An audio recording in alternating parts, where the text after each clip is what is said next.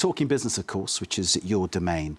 It's been a really big day for the French defence industry, of course. This is all about the EU gearing up to create a different kind of defence landscape, and France very much at the centre of that. And, of course, on the horizon, very close to us, of course, Ukraine. That's right. Now, French authorities really trying to kind of lead that push. A meeting this Thursday at the French Finance Ministry here in Paris brought together leaders of France's top defence contractors from firms like Airbus, Dassault and Thales, and the French finance and defence ministers, along with a host of bankers and private investors.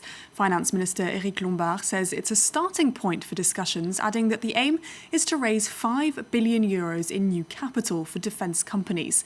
French public investors will start by pouring in €1.7 billion, and public bank BPI France is launching a fund that will allow French citizens to get involved too, by allowing them to invest a minimum of €500, indirectly making them shareholders in defence companies. Now, it's a clear attempt by authorities to change the discourse around investment in defence, sending the message that the production of weapons isn't a dirty business. France is set to spend €50 billion on defence this year, and the government wants to double that by the end of the decade. It's part of a larger European push to ramp up defence capabilities in the face of Russian aggression and pressure from Donald Trump. France's defence minister says his country has a key advantage when it comes to defence spending.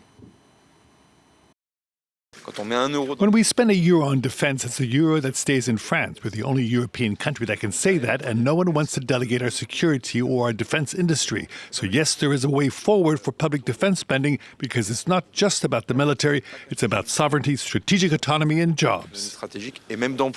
Now, critics argue that a large-scale investment framework is still missing. Along with its giants, France is also home to several thousand small contractors and startups. France 24 business editor Christophe Dancet takes a closer look in this report. Jacques Boyer runs a family business that has been manufacturing combat gear since World War I. More than 300 people work in his factories, churning out almost 4 million units every year. But the last time the French army ordered supplies was a year ago. Now, Jacques Boyer says he's still waiting for orders. We're waiting for details to be determined. How much does the French army want, and when? That's the plan we're waiting for.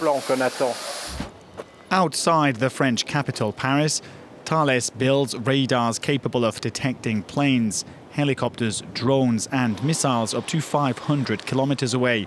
Some are used by the Ukrainian army.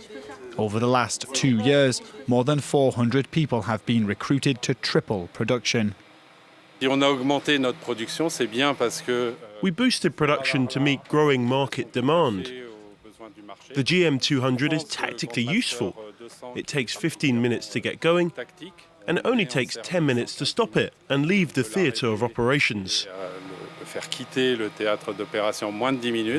These drones used by the Ukrainian army are able to evade radar detection and jamming. They're built in this factory near Toulouse. This model can fit inside a backpack, weighs less than 1.5 kilograms and takes less than a minute to put together. In 2 years, production has been quadrupled, but the owners have bigger ambitions still. They hope to build more than 10,000 units every year, up from the current level of 150. Today, the main suppliers of drones are American, Israeli and Chinese. There aren't any European leaders. Yet we're talking about robotic flying objects, so it's essential to master this technology. More than 200,000 people work in France's defence industry. That includes 9 industry heavyweights and more than 4,000 startups. In other news, EU officials say they will delay implementing a first set of tariffs on goods from the US until the middle of April, allowing for additional time for discussions with Washington and a review of the products that will be subject to the new tax. Those tariffs, which included a 50% levy on American whiskey, were initially supposed to be phased in from the 1st of April, but some European leaders have been cautioning the Commission against engaging in a trade war. As a quick reminder, Trump implemented a 25% tax on steel and aluminium from US trading partners this month, prompting the EU to announce retaliatory measures. In turn, Trump threatened a 200% tax on all alcohol imports from the EU unless it removed its planned 50% tax on American whiskey.